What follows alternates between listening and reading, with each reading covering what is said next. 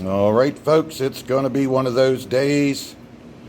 This is going to be a lot of talking video, but it's going to be cool if you're into information and what have you. This is the 836 big bore cylinder off of that 71 CB750.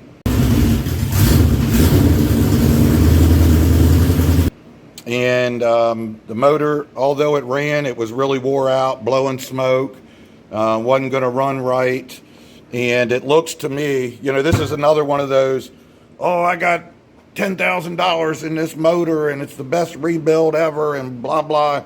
I hear this story every day and I get it apart, and whoever honed these cylinders the last time didn't know what they were doing.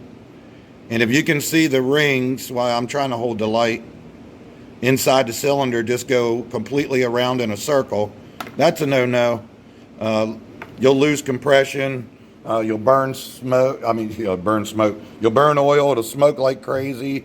So yeah, I don't know. But anyway, I'm in the process of straightening this out.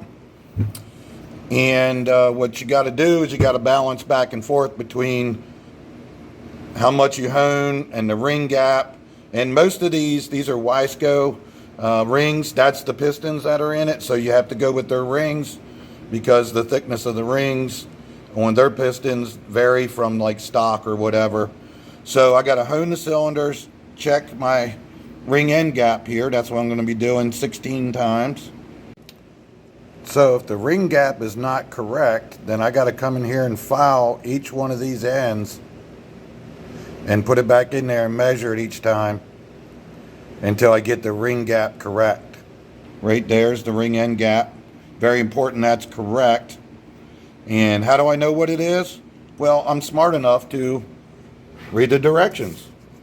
That's what you do, folks. Every product is different, so you can't just know everything. And we're going to go with high performance street strip. Here's my calculations. So I measured a cylinder bore. Okay, and what I come up with was 2.55 and then a 6 up here. Just trust me, I know what I'm doing. And that's pretty darn close. I think it's 2.559 is exactly 65 millimeters. And that's what we're trying to obtain. Have I lost any of you yet? Or are you bored? Oh, I got some good stuff for you, man. Yeah, I've been waiting on some parts for this. And also I needed to get with the customer who hasn't showed up yet and what have you. There's a lot of things that I believe that, just like almost every other time, the customer believes what he's got, but I really know what he's got. And sometimes it's a little disheartening. But yeah, this motor is had bad workmanship. When I took it apart, most of the head bolts were loose except for 3 of them.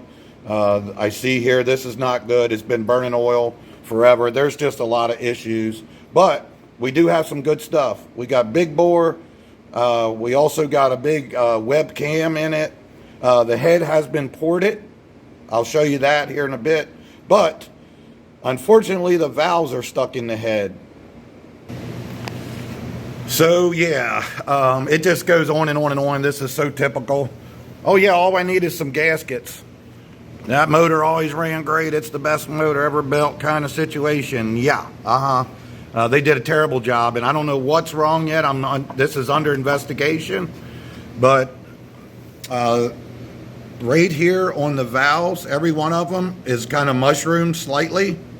I don't know if it's over revving, the wrong stack height, spring, binding, over revving. I don't know what it is, but every single one of these valves, here, let me get one to the edge, is stuck in, will not come out. That should just fall right out of there. Okay, these are hardened. So yeah, that makes it a little fun. I have really no choice to do it right and cut these off, get them out and put new valves in. It's bad. If I deburred it, and it would have to be a lot because I tested it, and it might come out, but then the keeper will never have a really good surface there. So unfortunately, all these expensive valves got to be cut and replaced. This was, you know, I mean, they tried like hell. I don't know if I can get this. This head's all ported up. Big cam. Hold on, I'll try to get the light in there. Bear with me. You might be able to see a little bit of that. But yeah, it's been, this isn't a good, sorry, not a great shot, but you get the idea. Big cam, big piston, big bore, ported out. I mean, I'm sure this thing ran like a scalded dog for a short time until it started wearing out because of the workmanship. But anyway, that's what I'm dealing with. So while I'm waiting for the customer to get here and go over some stuff, I'm going to go ahead and proceed with this. I got to get all these cylinders honed so they don't look like this anymore. But as I'm doing it, I got to check each cylinder bore, each ring end gap. So if this gap isn't correct when it's in the cylinder like you just saw, then I have to come in here and file these ends, each one of these ends, and get the gap right. Each ring to each cylinder. So every set of rings gets gapped to their cylinder. Yeah. Fun day. So I become a machinist for a day, and it's a whole lot of calculating and scratching the head and thinking and being careful and watching what you're doing and concentrating and hoping people don't start banging on the door kind of situation. So, oh boy. Anyway, that's why we get paid the big bucks, right? Oh yeah, this also reminds me of a saying that I've been hearing a lot lately, or seeing it on Facebook, about you're not just paying me for the time that it takes to do the job, but you're also paying me for the years of experience that I have in order to do the job correctly.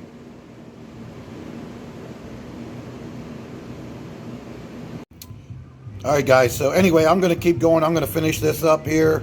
I'm not going to video it. Obviously, that would be very boring. But catch me on the other side when I get all this done. I start getting this thing together.